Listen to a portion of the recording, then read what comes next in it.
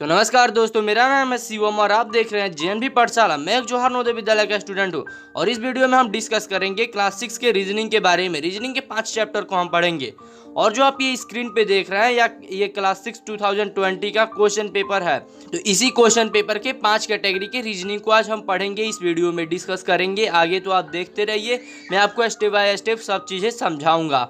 तो हम अपने मेंटल एबिलिटी के फर्स्ट चैप्टर पे आ गए हैं, फर्स्ट पार्ट पे। तो जो फर्स्ट पार्ट है इसका नाम है इस चैप्टर का क्लासिफिकेशन। अगर इंग्लिश में आप हो तो, और आप हिंदी मीडियम से हो तो इसका नाम है वर्गीकरण।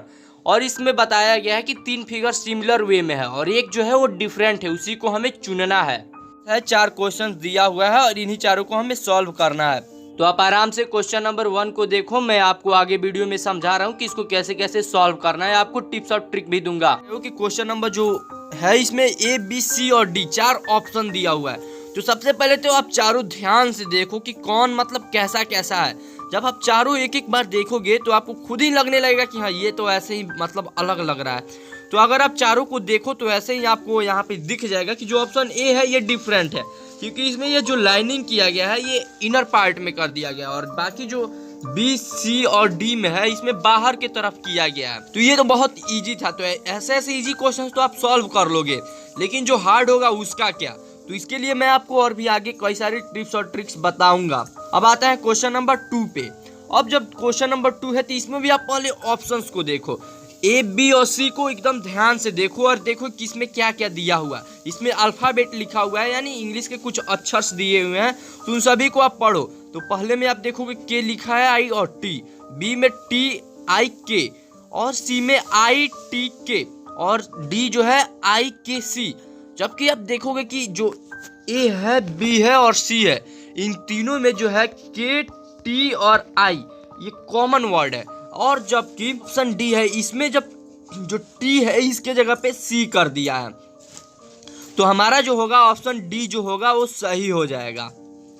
तो अगर क्वेश्चन नंबर 3 को भी आप एकदम ध्यान से देखोगे तो आप इसमें एक चीज कॉमन पाओगे कि जो ऑप्शन ए है, ऑप्शन सी है और ऑप्शन डी है, इन तीनों में 90 डिग्री एंगल बन रहा है, यानी 90 डिग्री का एंगल बन रहा है कहीं ना कहीं।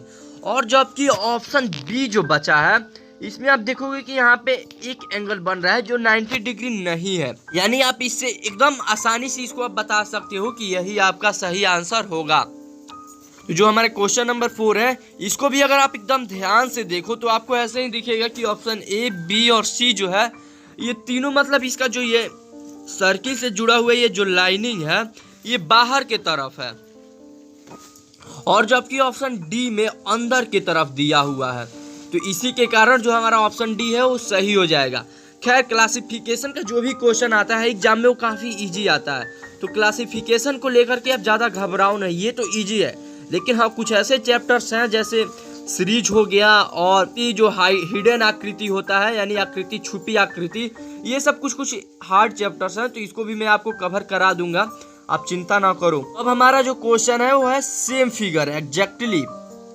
आप यहाँ पे देख सकते हो ये लिखा है कि which is the exactly the same, यानी सेम फिगर हमें फाइंड आउट करना है इसमें। तो सेम फिगर तो काफ़ी इजी होता है। सेम फिगर तो आप ऐसे भी नॉर्मली देख करके बता सकते हो, लेकिन इसमें भी कुछ चीज़ों का ध्यान रखा जाता है। जैसे कि आप ये क्वेश्चन देख रहे हो, इसमें जैसे कुछ पॉइंट्स दिया हुआ है और ये लाइनिंग दिया हुआ है, तो इसमें आपको डायरेक्शन का भी सेंस रखना पड़ता है कि जो है वो किस डायरेक्शन में है, किस जगह पे है, कैसा है। तो इन सभी को अगर आप ध्यान रख करके देखो, एकदम इसका कोरस्पॉन्डिंग यानी सेम इसी के जैसा हूबहू चुनना है। जो इससे थोड़ा बहुत भी डिफरेंट हो उसको नहीं, एकदम जो सेम हो, सेम एग्जैक्टली सेम, उसी को आपको चुनना है। तो अगर आप देखोगे 5 को, तो 5 जो है वो एकदम ऑप्शन बी की तरह दिखाई दे रहा है, जबकि सी डी और ए जो है वो अलग है। तो ऑप्शन बी हमारा सही हो जाएगा। अब आते हैं हम अपने 6 क्वेश्चन पे। तो जो हमारा 6 क्वेश्चन है इसको आप ध्यान से देखो। इसमें आप पाओगे कि एक सर्किल में दो छोटे छोटे सर्किल्स और लाइंस दिए हुए हैं। तो इसी को हमें सर्च मतलब फाइंड आउट करना है कि कौन सा इसके हूबहू है, यानी इसका क्रॉसपॉन्डिंग है। आपको डायरेक्शन का भी सेंस रखना है कि जैसे 2 सर्किल्स दोनों ऊपर के साइड में और दोनों 2 लाइनिंग है और नीचे की साइड में, तो इस तरीके से करके आप देखोगे तो ऑप्शन बी हमारा बिल्कुल सही है और बाकी सब गलत है। तो अब हम सॉल्व करते हैं अपना 7वां क्वेश्चन। तो ये तो एकदम बिल्कुल सिंपल सा है, आप इसको देख करके भी बता सकते हो कि इसमें प्लस का आइकन बना करके इस पे चारों तरफ से एरो टाइप का कुछ बना दिया गया है।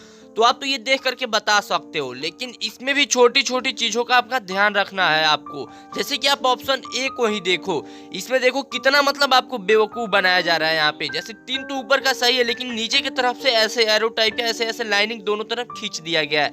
तो आप इसमें कंफ्यूज हो जाओगे और गलत कर दोगे।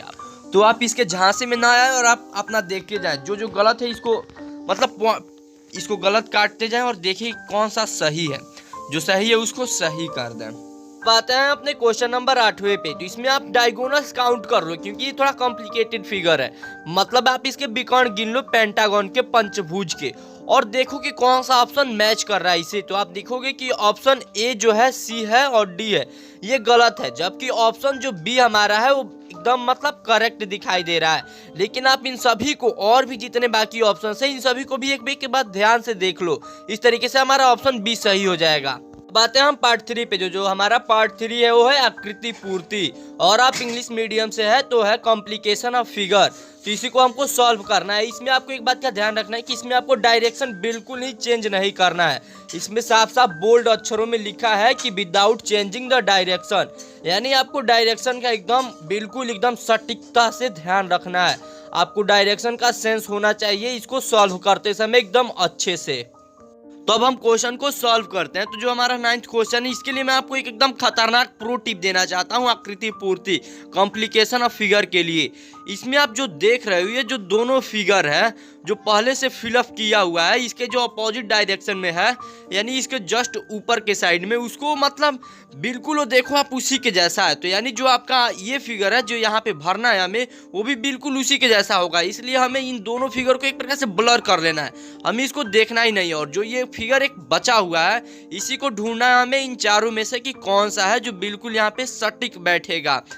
अब आप प्रो टिप ध्यान से सुनो। यहाँ पे देख रहे हो कि आप स्क्वायर बना हुआ है, इस स्क्वायर में क्रॉस का साइन है, और इस पे जो ऐसे ऐसे मार्क्स किया गया है इसी को आपको एकदम ध्यान देना है, क्योंकि मेन यही है, यहीं से आपके मिस्टेक्स हो जाएंगे। तो इसी को आपको एकदम ध्यान देना है कि ये कहीं गलत ना हो जाए आपको। तो इसी को हर एक ऑप्शन में चेक करना है आपको कि किस ऑप्शन में डायरेक्शन का सेंस एकदम सही है, मतलब डायरेक्शन अच्छे से दिया है।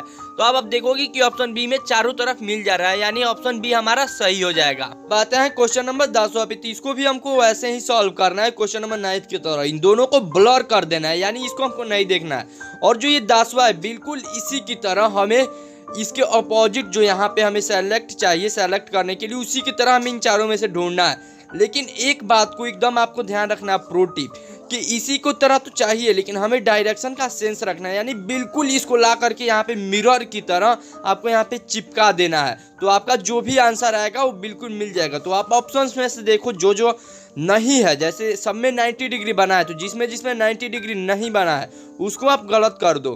अब हम इसी तरीके से ऑप्शन सी को भी देखेंगे। तो सी में जो 90 डिग्री बन रहा है वो ऊपर के साइड कॉर्नर में बन रहा है, जबकि हमें नीचे की साइड चाहिए। तो ऑप्शन सी भी गलत हो जाएगा। ऑप्शन ए भी गलत है, क्योंकि इसमें जो हाफ सर्किल बना है वो ऊपर की साइड बना है, जबकि हमें नीचे की साइड चाहिए। तो इसलिए ऑप्शन डी हमारा जो है वो सही हो जाएगा, एकदम करेक्ट। अब आते हैं हम अपने 11th क्वेश्चन पे, 11 नंबर क्वेश्चन पे।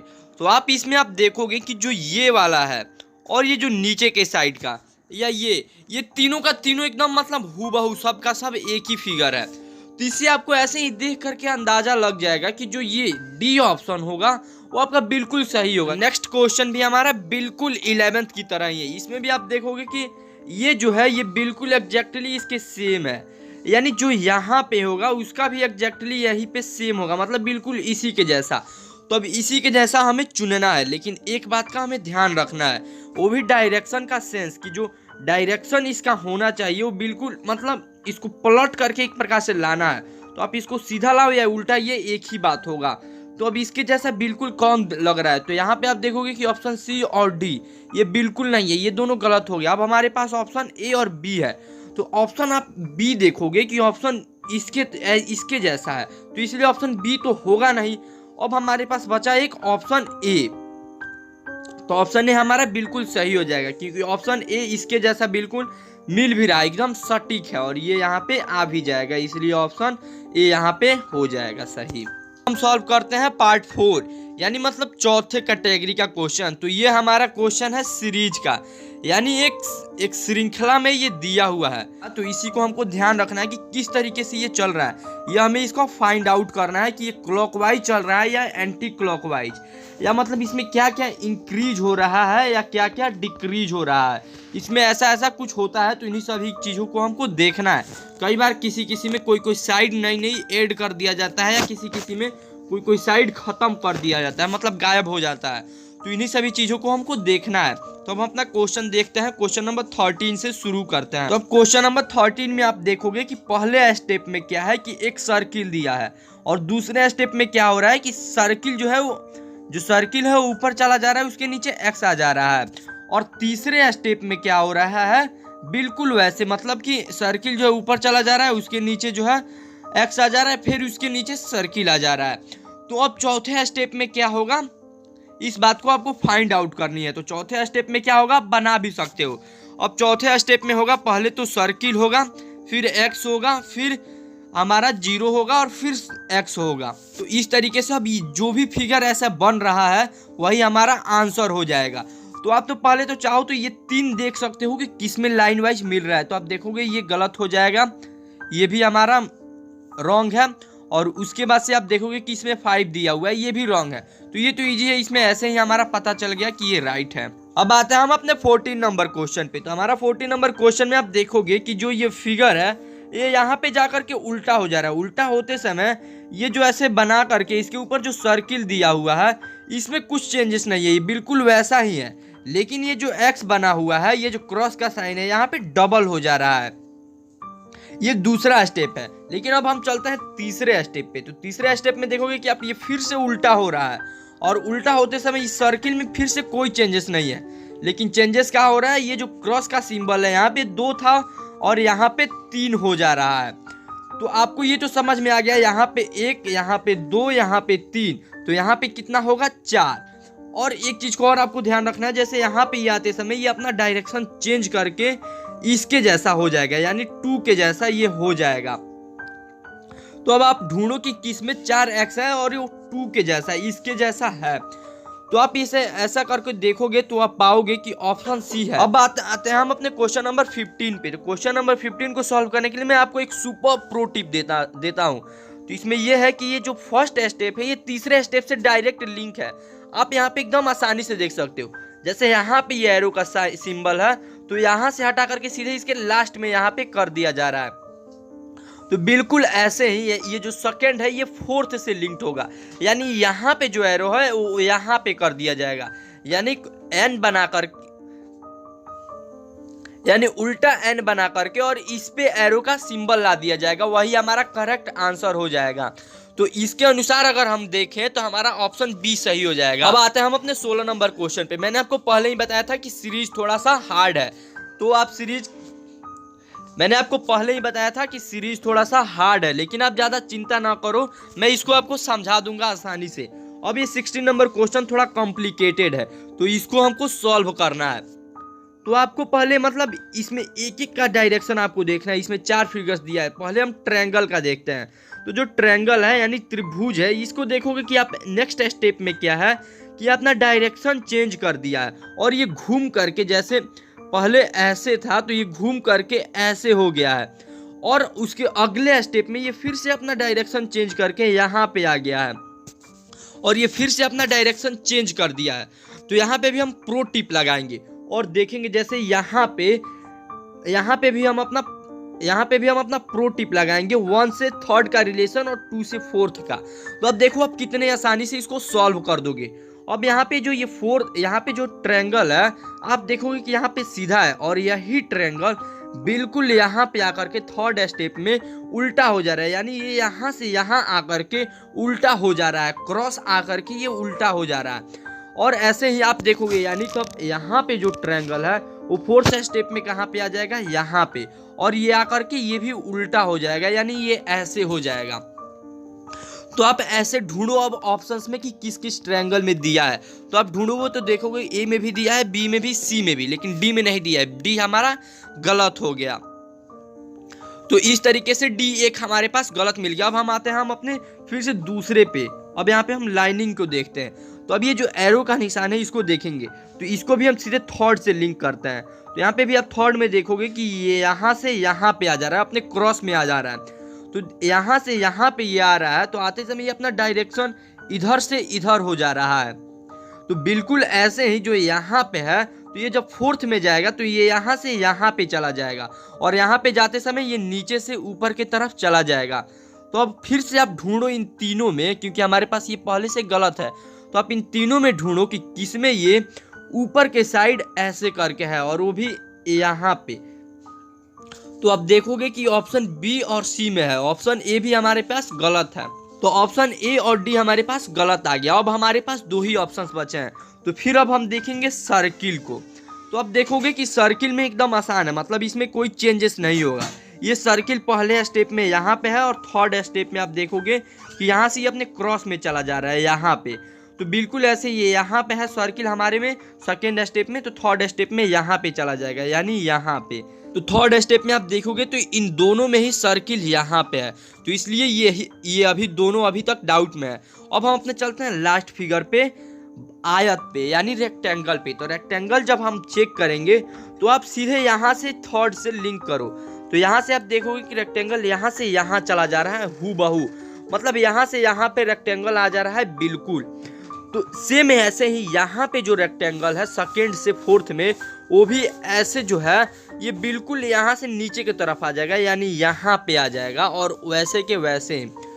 तो आप देखोगे कि ऑप्शन बी और सी में सी जो है ये गलत है, क्योंकि इसमें जो रेक्टेंगल दिया है वो हॉरिजेंटल दे दिया, जबकि हमें कि रेक्टेंगल जो चाहिए वो वर्टिकल चाहिए, सीधा चाहिए, और इसमें जो है वो मतलब लेटा हुआ दे दिया, इसीलिए ये गलत है और ऑप्शन बी हमारा सही हो जाएगा। तो इस तरीके के क्वेश्चन थोड़ा कॉम्प्लिकेटेड है, हर बार एक या दो क्वेश्चन इस तरीके से कॉम्प्लिकेटेड करके दे दिया जाता है। तो आप इसको आराम से एक एक पॉइंट वाइज करके बना सकते हो, थोड़ा ये टाइम टेकिंग लगेगा, मैंने समझाने में थोड़ा ज़्यादा समय लिया, आप आराम से इसको सॉल्व कर सकते हो कुछ ही समय में। अब आते हैं हम अपने फिफ्थ पार्ट पे। तो फिफ्थ पार्ट हमारा जो है वो है एनोलॉजी यानी सहसंबंध, सादृश्य। तो आप इसको मतलब ये एक प्रकार से रेशियो टाइप का दिया है कि इससे इसका जो संबंध है यानी जो रिलेशन है वही रिलेशन थर्ड से फोर्थ का होगा। तो इस तरीके से आप इसको बहुत ही आसानी से सॉल्व कर सकते हैं। आप देख सकते हो कि यहाँ पे स्क्वायर दिया हुआ है और नेक्स्ट स्टेप में इसके जितने इसके डायगोनल्स बन सकते हैं, विकर्ण बन सकते हैं, उन सभी को मिला दिया गया है, यानी एक सिरा से दूसरे सिरा को, एक वर्टेक्स से दूसरे वर्टेक्स को मिला दिया गया है। तो बिल्कुल ऐसे ही यहाँ पे आपके पास पेंटागन है, पंचभुज है, तो इसको भी आपको मिला देना है। तो आप मिलाओगे तो ऑप्शन ए आ जाएगा। अब आप बोलोगे कि इसमें तो दो ही लाइन क्रॉस किया गया है, तो हम भी इसमें दो ही करेंगे। तो आपके पास यहाँ पे दो ऑप्शंस है, वैसे आप करोगे तो ऑप्शन बी और डी। तो यहाँ से आपको ऐसे ही आइडिया लग जाएगा कि ये दोनों गलत है, यानी ऑप्शन ए ही हमारा ज़्यादा करेक्ट है, ऑप्शन ए हमारा बिल्कुल सही है। क्वेश्चन आप है तो आप इसको भी देखो, इसमें और इसमें क्या क्या संबंध है। तो इसमें तीन फिगर्स दिया है, एक ऐसे और दो पॉइंट्स और एक सर्किल। तो अब इन्हीं को आपको देखना है। तो आप देखोगे कि यहाँ पे सभी चीज़ें बिल्कुल सेम के सेम है, बस एक ऊपर टाइप का जो ऐसे दिया है ये नेक्स्ट में ऐसे हो जा रहा है, उल्टा हो जा रहा है। तो बिल्कुल इसमें भी ऐसे जो इस तरीके से ऐसे दिया है ये उल्टा हो जाएगा, ऐसे हो जाएगा। तो आप ढूंढो कि कौन सा वैसा है, तो आप पाओगे कि ऑप्शन सी वैसा है और ऑप्शन सी हमारा सही हो जाएगा। तो जो हमारा नेक्स्ट क्वेश्चन है उसको देखते हैं। तो नेक्स्ट क्वेश्चन में आप देखोगे कि एक सर्किल में एक मतलब चतुर्भुज बना हुआ है, एक मतलब क्वाड्रिलेटरल बना हुआ है और क्वाड्रिलेटरल के नीचे ट्रायंगल बना हुआ है। तो नेक्स्ट स्टेप में आप देखोगे कि जो क्वाड्रिलेटरल है, क्वाड्रिलेटरल के अंदर ट्रायंगल चला जा रहा है। तो बिल्कुल ऐसे ही हमारे पास यहाँ पे जो रेक्टेंगल है, तो रेक्टेंगल के में जो सर्किल और स्क्वायर है, तो ये जो सर्किल है ये मतलब स्क्वायर के अंदर चला जाएगा नेक्स्ट स्टेप में, वही हमारा आंसर होगा। तो अब आप ऑप्शन में ढूंढो कि रेक्टेंगल के अंदर स्क्वायर में कौन सा सर्किल है, वही आपका करेक्ट आंसर हो जाएगा और हमारा बी सही है। अब हम डिस्कस कर लेते हैं इस वीडियो के लास्ट क्वेश्चन को। ये वाला फिगर इसमें भरा हुआ है और नेक्स्ट स्टेप में क्या हो रहा है कि इससे जुड़े हुए जितने इसके एडजेसेंट मतलब खाली भुजा है उसको भर दिया जा रहा है। तो बिल्कुल ऐसे ही नेक्स्ट स्टेप में इसमें भी नेक्स्ट स्टेप में क्या होगा कि ये जो लाइनिंग है ऐसे ऐसे, इसमें भी नेक्स्ट स्टेप में इसे जो जुड़ी हुई दोनों भुजाएं हैं, ये खाली जो डिब्बे हैं इसको भी भर दिया जाएगा। तो इस तरीके से ऑप्शन सी हमारा सही हो जाएगा। तो सेकंड पार्ट में हम फिर से डिस्कस करेंगे जो बचे हुए रीजनिंग के पार्ट है उन सभी को, और मैथ और गद्यांश यानी अनसीन पैसेज इन सभी को भी डिस्कस करूंगा, और आपको और भी काफी पॉइंट्स मैं आपको बताऊंगा जो छूट गया है इस वीडियो में।